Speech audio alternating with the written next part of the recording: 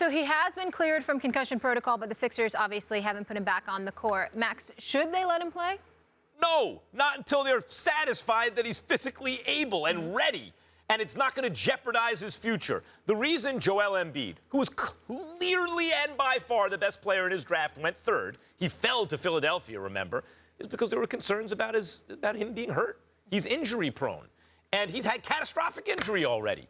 And I know he's listed at 7 feet. What's he listed at? 7'1", Stephen A? 7'1". That dude is, he's at least an NBA 7'3". You know, the NBA usually, they add 2 inches. They measure the guys in sneakers and round up. He's an NBA 7'3". Like, in other words, he's a legit at least 7'1". That dude is huge. And his kind of, the kind of physiology of these guys is a little different, those real big guys. It's one of the reasons, Stephen A., you know, people talk about the Lakers and their history with bigs.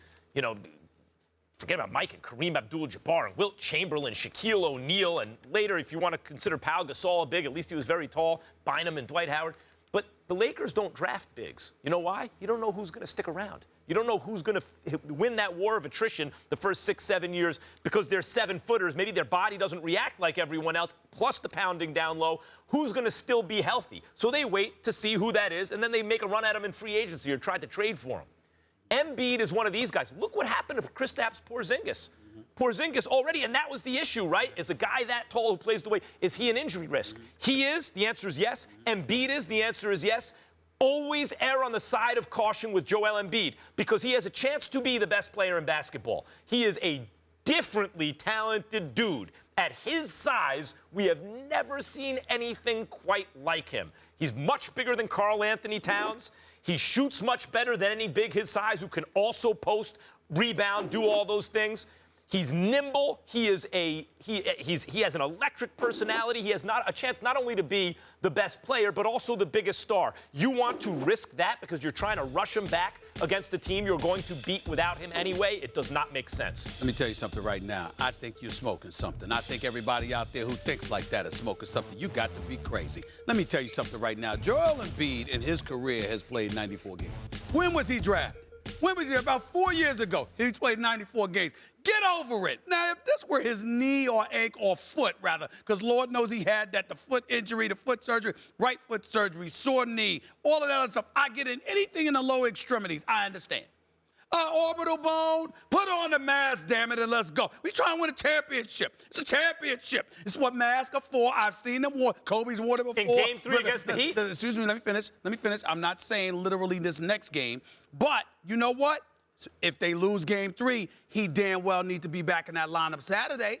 I can tell you that much. Let me be very, very clear about that. Brian Colangelo, he is absolutely positively right. The Sixers need to stop babying him. It's enough's enough. Listen, if you got the foot injury, we understand. You had the knee injury, we understand. He comes back last year, he plays 31 games. We get all of that. He played this year, no injuries to the lower extremities. What happened? Markelle Fultz, you know, who we've learned can ball. And by the way, he has a massive size head. You see the size head on that kid? The kid's head hit Joel Embiid in the eye. No wonder Joel Embiid is still going through concussion protocol. I mean, anybody who's going to collide with that head, I mean, I understand. But he's recovered. So what happens? You're now talking about, okay, you fractured your orbital bone. You tried on the mask. You got him out there warming up. You're talking about bringing him back for the semifinals. But guess what? He's saying, damn that. A week earlier, I think I'm ready. What's the problem? He's ready to go. They have found one excuse after another. And what's the cause for the excuse? The cause for the excuse is it's about the future. We got championship aspirations. Well, damn it, last time I checked, they got a shot to win the title now. No, Cleveland. they don't. Oh, wait a minute. That's not, I said a shot. No, they don't. Pay attention to the words. They have a shot.